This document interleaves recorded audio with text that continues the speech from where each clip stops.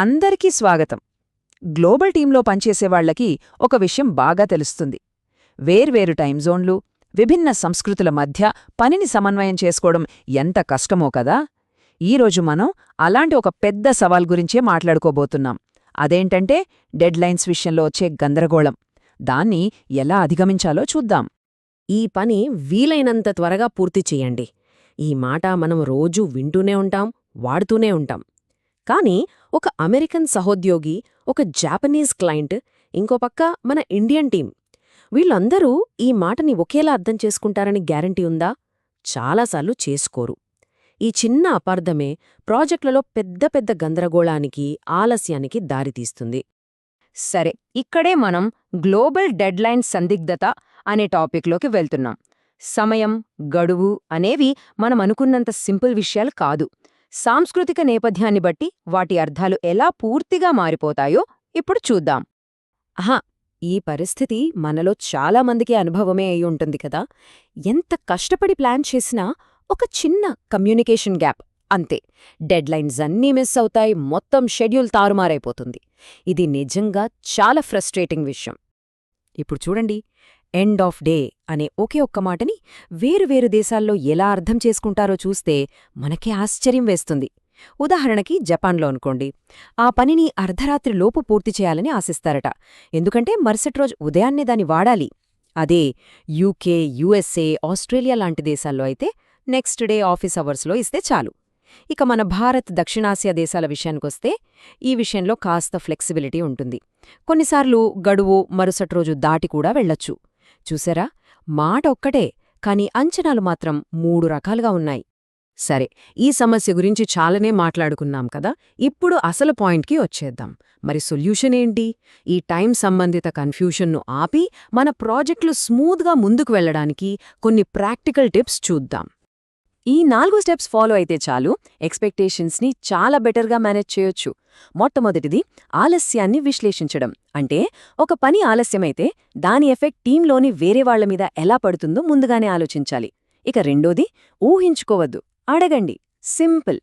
End of day అంటే వాళ్ల దృష్టిలో ఏ టైం జోన్ అని క్లియర్గా అడిగి తెలుసుకోవాలి. మూడోది, బఫర్ పెట్టుకోవడం. అనుకోనేవి జరుగుతాయి కదా, కాబట్టి డెడ్లైన్కి ఎప్పుడూ కొంచెం ఎక్స్ట్రా టైం యాడ్ చేసుకోవడం సేఫ్. ఫైనల్గా నాలుగోది, చురుకైన ప్లానింగ్. అంటే ముందుగానే ప్లాన్ చేసుకోవాలి, కానీ అవసరమైతే మార్పులు చేయడానికి కూడా రెడీగా ఉండాలి. ఈ కోడ్ చూడండి, ఇది అసలు పాయింట్ని చాలా బాగా చెప్తుంది. మన అంచనాలతో మనం వెళ్ళిపోవడం కన్నా అవతలి వాళ్ల అంచనాలు ఏంటో తెలుసుకోవాలనే క్యూరియాసిటీ చూపించడం చాలా ముఖ్యం. వాళ్ల అవసరాలు అర్థం చేసుకుంటేనే కదా సక్సెస్ సాధ్యమయ్యేది. సరే, మనం కొన్ని టిప్స్ అయితే చూశాం, కానీ కేవలం టిప్స్ ఫాలో అయితే సరిపోతుందా? లేదు. గ్లోబల్ టీమ్స్లో నిజంగా సక్సెస్ అవ్వాలంటే మన ఆలోచనా విధానంలోనే ఒక మార్పు రావాలి. అదేంటో ఇప్పుడు చూద్దాం. అదే అంతరసాంస్కృతిక చురుకుదనం. సింపుల్గా చెప్పాలంటే రకరకాల కల్చర్స్కి చెందిన వాళ్లతో కలిసి ఈజీగా పనిచేయగలగడం, వాళ్ల వర్క్ స్టైల్ని అర్థం చేసుకోవడం, దానికి తగ్గట్టుగా మనల్ని మనం మార్చుకోగలగడం. ఇది ఈ రోజుల్లో, ఈ గ్లోబల్ ప్రపంచంలో చాలా అంటే చాలా అవసరమైన స్కిల్. ఈ సాంస్కృతిక చురుకుదనం అనేది ఏదో గాలిలోంచి వచ్చేది కాదు. దానికి కొన్ని బేసిక్స్ ఉన్నాయి. ఇతరుల అభిప్రాయాలను గౌరవించడం, మన ఆలోచనలో ఏమైనా బయాసిస్ ఉన్నాయేమో అని మనల్ని మనం ఒక్కసారి చెక్ చేసుకోవడం, మనకి వాళ్లకి మధ్య ఉన్న తేగాలను సానుభూతితో అర్థం చేసుకోవడం, ఇవన్నీ అందులో చాలా కీలకమైన భాగాలు. ఇది చాలా ఇంట్రెస్టింగ్ పాయింట్ కదా. ఎప్పుడైతే మనం వేర్వేరు బ్యాక్గ్రౌండ్స్ ఉన్నవాళ్లతో కలిసి పనిచేస్తామో అది కేవలం ప్రాజెక్ట్కే కాదు, మన పర్సనల్ గ్రోత్కి కూడా భలే హెల్ప్ అవుతుంది. మన సొంత బయాసెస్ ఏంటి, మన బలాలేంటి అన్నది మనకే చాలా క్లియర్గా తెలుస్తాయి. ఇది మనల్ని ఇంకా బెటర్ ప్రొఫెషనల్స్గా తయారు చేస్తుంది. ఈ అంతర సాంస్కృతిక చురుకుదనంతో పాటు మనకు కావాల్సిన ఇంకో ముఖ్యమైన స్కిల్ కూడా ఉంది. అదే ఫ్లెక్సిబుల్ మైండ్ సెట్, అంటే పరిస్థితులకు తగ్గట్టుగా మారగలిగే మనస్తత్వం.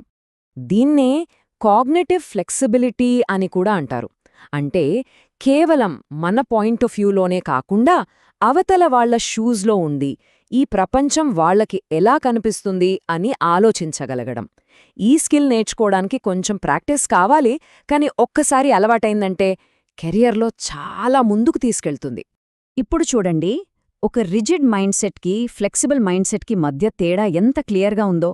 ఒకటి నేను చెప్పిందే కరెక్ట్, నా పద్ధతే రైట్ అని మొండికేస్తుంది.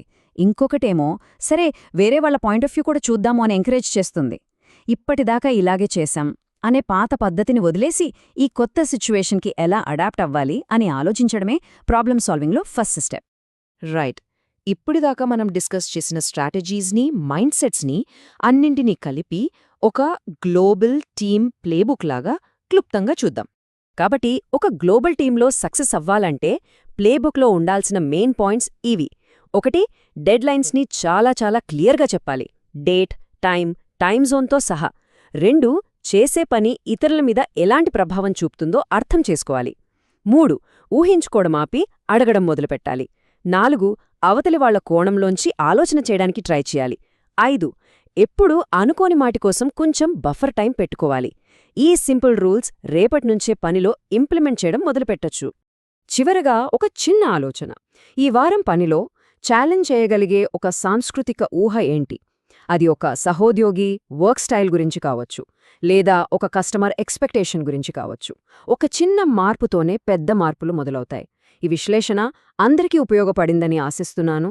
ధన్యవాదాలు.